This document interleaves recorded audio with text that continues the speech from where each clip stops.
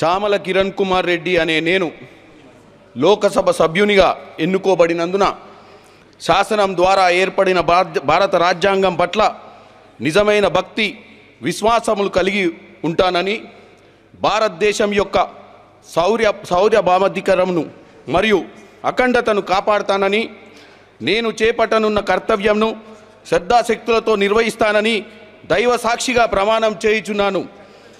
జై తెలంగాణ, జై యాదగిరి లక్ష్మణ స్వామి.